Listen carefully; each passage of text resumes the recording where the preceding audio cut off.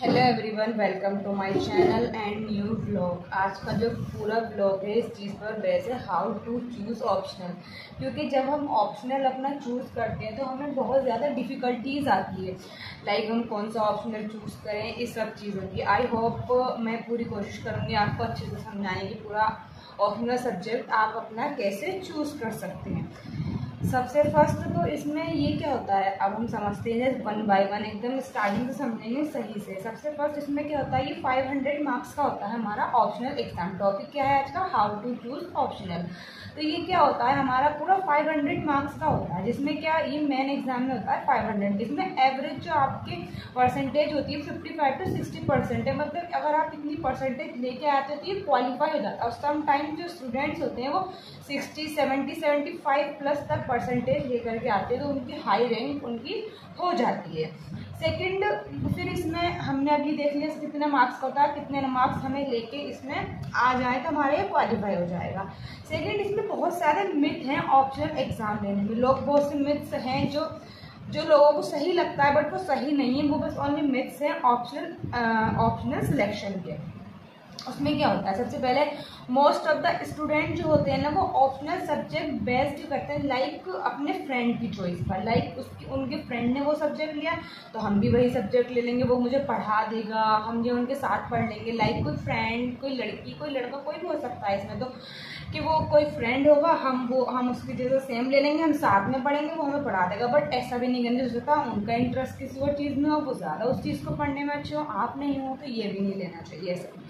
Second, हम देखते हैं टॉपर्स को देखते हैं। पहले हम टॉप 10 की लिस्ट निकालते हैं, फिर हम टॉप 100 की लिस्ट निकालते हैं कि टॉप 100, टॉप 10 जो उन्होंने ऑप्शनल सब्जेक्ट अपना चूज़ किया होगा, ऑप्टेट किया होगा अपने एग्जाम में।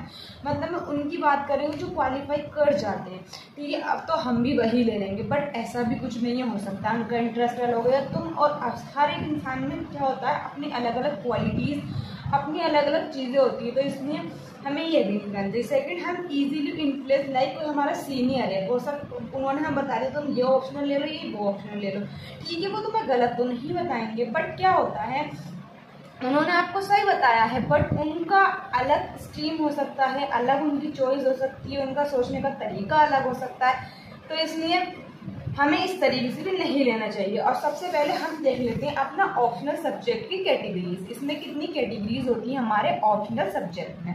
सबसे फर्स्ट इसमें होता है engineering, medical science, science, literature and languages, humanities B, including business related subject. सबसे फर्स्ट, अब इसके हम ये तो सिर्फ इसकी कैटेगरीज हो गए। अब जो सारे सब्जेक्ट इसके अंदर, इन कैटेगरीज के अंदर जितने भी सारे सब्जेक्ट हैं वो सब्जेक्ट देंगे, like agriculture, anthropology, botany, chemistry, civil engineering, commerce and accountancy, economics, electrical engineering, geography, geology, history, law, management and और भी है mathematics, mechanical engineering, medical science, philosophy, physics, political science and international relations, animal husbandry and veterinary science.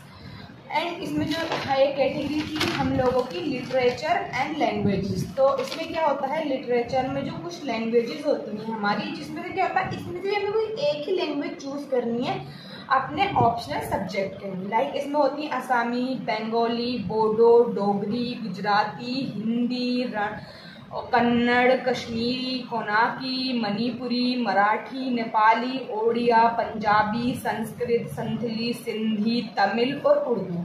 ये क्या होता है, हमारी ये सारे तो हमारे हो गए जो इसमें ऑप्शनल के सब्जेक्ट है, और ये सारी लैंग्वेज है। आप इनमें से कोई इन सब में से आप कोई एक लैंग्वेज चूज कर सकते हैं, या फिर आप इन सब में से कोई भी अपना एक सब्जेक्ट चूज कर सकते हैं। अब चूज करना कैसे है, यही क्वेश्चन है कि चूज हमें करना कैसे है, किस तरीके से। सबसे ज़्यादा अब हम देखते हैं पॉपुलर, जो सबसे ज़्यादा पॉपुलर सब्जेक्ट है, जो सबसे ज़्यादा स्टूडेंट जो है इसमें क्या करते हैं, अपना अपीयर करते हैं इस चीज़ में, ठीक है। सबसे पहले है पॉलिटिकल साइंस एंड IR, मतलब political science and international relation, जो सबसे ज़्यादा बच्चे इसमें अपीयर करते हैं। अपीयर करने का मतलब जो प्रीलिम्स क्लियर कर चुके हैं वो मेंस में अपीयर कर रहे हैं और अपना सब्जेक्ट पर लिख रहे हैं।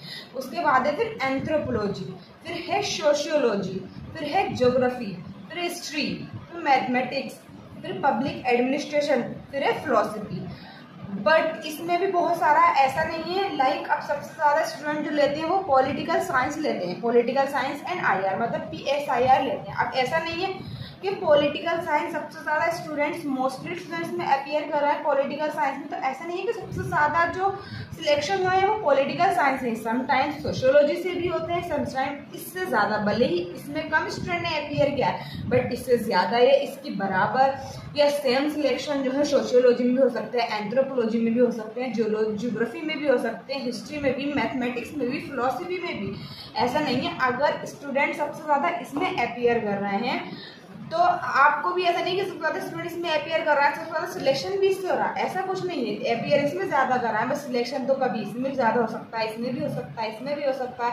तो इसलिए हमें ऐसा भी नहीं करना है कि जो सबसे ज़्यादा लोग चुनना है उनके पीछे पीछे हमने भी वही चुना, हमें ऐसा भी नहीं करना है बिल्कुल भी। फिर अब हम बात कर लेते हैं, ऐसा भी नहीं, फिर हम उसके बाद बात कर लेते हैं लाइक जैसे स्टूडेंट आते हैं वो अपना जैसे डोमेन उनका कुछ और होता है बट वो फिर भी न्यू ऑप्शनल चुनते हैं अपना। कैसे एकेडमिक बैकग्राउंड जो होता है, जो रिकमेंडेड कैंडिडेट होते हैं सबसे ज़्यादा तो होता है इंजीनियरिंग लाइन का, जो 60.4% लोग तो इंजीनियरिंग से आते हैं, ओनली 25.1% लोग ह्यूमैनिटीज से आते हैं और 8.6% साइंस से आता है और 5.9% मेडिकल साइंस से आते हैं। अब वो क्या करते हैं, जो ये जो ऑप्शनल जो एकेडमिक बैकग्राउंड के उनका अलग डोमेन होता है बट वो क्या करते हैं ऑप्शनल सब्जेक्ट जो है वो रिकमेंडेड करते हैं candidates 80.8% from humanities including literature language. Language मैंने आपको बताई है वो सारी लैंग्वेजेस भी और बाकी ह्यूमैनिटीज के सब्जेक्ट, और 12.12 जो है वो फ्रॉम साइंस के होते हैं, 3.7 जो है वो इंजीनियरिंग के सब्जेक्ट लोग चूज करते हैं, 3.3% फ्रॉम मेडिकल साइंस। तो हम इस सबसे हमारे क्या समझ में आता है, वो लाइक ऐसा नहीं है कि वो इंजीनियरिंग करके आए तो वो इंजीनियरिंग का भी बहुत सारे लोग चूज करते हैं, इसमें इंजीनियरिंग का कितना स्कोप है 3.7%, बट सबसे ज़्यादा लोग ह्यूमैनिटीज़ को क्या कहते हैं प्रायोरिटी देते हैं। अब हमें सबसे पहले क्या करना है, सबसे फर्स्ट स्टेप हमें पहले तो चूज करना है कि हमारा इंटरेस्ट किस सब्जेक्ट में है। सबसे पहले हमें क्या करना है, पेपर को लेना है, पेपर को थोड़ा सा एनालाइज करना है, उनका ऑप्शनल का पेपर, उसे एनालाइज करो, अपना इंटरेस्ट देखो। इंटरेस्ट देखने के बाद में आपने पेपर एनालाइज किया, पेपर एनालाइज करने के बाद लाइक आपका सोशियोलॉजी में है, पॉलिटिकल साइंस में, हिस्ट्री में, मैथमेटिक्स में, इन सब चीज़ों में भी आपका इंटरेस्ट हो सकता है। जैसे लाइक ये सब्जेक्ट ही सिर्फ पॉपुलर सब्जेक्ट है, इसके बाद और भी सब्जेक्ट जो लोग लेते हैं बट ये सबसे ज़्यादा पॉपुलर है, तो आपको क्या करना है उसके बाद उसका पेपर देखना है, फिर आपको अपनी थोड़ी स्टडी स्टार्ट करनी है, कुछ टाइम पढ़ करके, मतलब कुछ दिन, बस कुछ डेज पढ़ने के बाद आपको खुद अपना थोड़ा सा इंटरेस्ट पता चल जाएगा कि हाँ तुम्हें इस चीज़ में इंटरेस्ट है। पहले पूरी लिस्ट देखनी है आराम से, फिर उसका सिलेबस चेकआउट करना है। सिलेबस तुमने अपना सारा सिलेबस देख लिया, उसका तुम्हारी समझ में आ गया, ये फर्स्ट स्टेप है। अब सेकंड स्टेप पे आप वो स्टेप है सेकंड, आपने अपना सारा PYQs देख लिया और PYQs देखने के बाद आपने थोड़ी पढ़ाई की, लाइक आपको इंटरेस्ट आया ज्योग्राफी में, लाइक आपको इंटरेस्ट आया ज्योग्राफी में, ठीक है। बट समटाइम्स ऐसा होता है एक स्टूडेंट अगर मैं चूज कर ले तो उसे ज्योग्राफी लेना है, बट समटाइम्स ऐसा हमने सब चीज़ कर लिया, ठीक है, बट हमें ये सब चीज़ देखने के बाद एनालाइज करने के बाद हमारा इंटरेस्ट अब 2 सब्जेक्ट में, तो अब यहाँ सेकंड स्टेप आया कि हम अब उस एक सब्जेक्ट को कैसे चूज करें, मतलब अब 2 में से कौन से एक। फिर आते हैं थर्ड स्टेप पर। थर्ड स्टेप हमारा क्या है, थर्ड स्टेप हमारा ये है, हमें देखना है फिर उन दोनों का सिलेबस, लाइक सोशियोलॉजी ले लिया आपने पूरा और फर्स्ट ले लिया ज्योग्राफी, क्योंकि हमें एग्जाम क्लियर करना है। अभी अब हम क्या देखेंगे इसमें, जिसका सिलेबस शॉर्ट होगा, लाइक जिसका सिलेबस हमारा शॉर्ट होगा हम उसे अब क्या करेंगे, चूज करेंगे। ऐसा नहीं मान लिया जैसे कि सोशियोलॉजी ज्योग्राफी, फॉर एग्जांपल बता रही हूँ, सिर्फ में लाइक ज्योग्राफी का ज़्यादा है, सोशियोलॉजी का कम है, तो हम क्या करेंगे, हम सोशियोलॉजी में अपीयर करेंगे, क्योंकि हमें इंटरेस्ट दोनों में, हम पढ़ दोनों सकते हैं।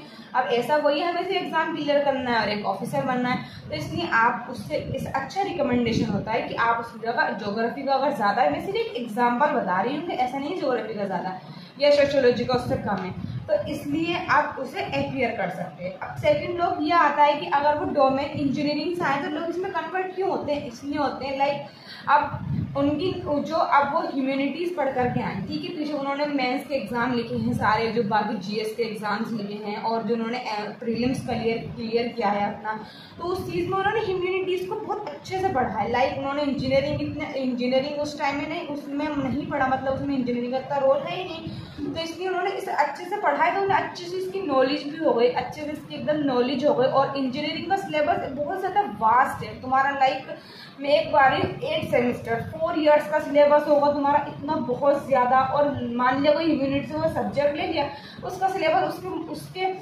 मुकाबले में बहुत ज़्यादा कम है, तो तुम क्या करोगे, तुम ज़्यादा वाले पे तो नहीं जाओगे ना, तुम कम वाले पे जाओगे। क्योंकि फिर ऐसा एक बात, फिर सेकंड आती है इंटरेस्ट के। तो समटाइम्स क्या होता है, जिन लोगों को इंटरेस्ट होता है वो इंजीनियरिंग का भी करते हैं, बट लोग ह्यूमैनिटीज़ में यूँ ही कन्वर्ट होते हैं क्योंकि उन्होंने अपना सारा का सारा मेंस का एग्ज़ाम ये सब उन्होंने उसमें किया होता है, तो वो ह्यूमैनिटीज़ में कन्वर्ट हो जाते हैं। आई होप आप ये सब समझ गए होंगे। स्टेप फर्स्ट, सबसे पहले आपको अपने PYQs देखने हैं। PYQs देखने के बाद में आपको थोड़ा सा इंटरेस्ट आएगा कि किस तरीके के क्वेश्चन, किस सब्जेक्ट में किस तरीके के क्वेश्चन पूछ जाते हैं। फिर आपको थोड़ी अपनी पढ़ाई स्टार्ट करनी, लाइक आपको कुछ दिन पढ़ना है, like for example 8 to 10 days अपनी पढ़ाई स्टार्ट करोगे। लाइक हिस्ट्री, ज्योग्राफी, इन सब में पढ़ाई स्टार्ट करो। क्योंकि अगर आपका बैकग्राउंड पहले ही इंजीनियरिंग या मेडिकल साइंस उसका तो आपने पढ़ रखा है, उसका तो आपको पता है, बट आप ह्यूमैनिटीज़ की थोड़ी सी बुक पढ़ना स्टार्ट करेंगे तो आपको अपना इंटरेस्ट पता चलना है किस सब्जेक्ट में। फिर स्टेप 2, आपका लाइक 2 सब्जेक्ट का इंटरेस्ट आ रहा है तो फिर आप उससे थर्ड स्टेप पे जाएंगे।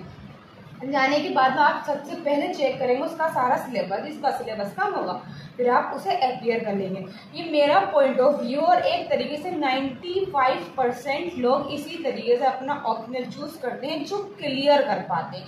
अब ऐसा नहीं कि मेरे बराबर वाला या मेरा बड़ा भाई या मेरा फ्रेंड या कोई टॉपर जो चूज़ कर रहा है हम भी वही चूज़ कर लेंगे, उससे ज़्यादा सिलेक्शन हो रहा है। किसी को देख के सिलेक्शन नहीं करना।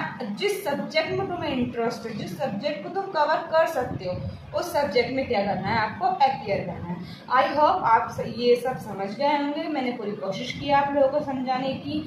एंड गाइज आज के लिए इतना ही। That is for today's video. मिलते हैं नेक्स्ट ब्लॉग में। एंड बाय बाय, अल्लाह हाफिज़।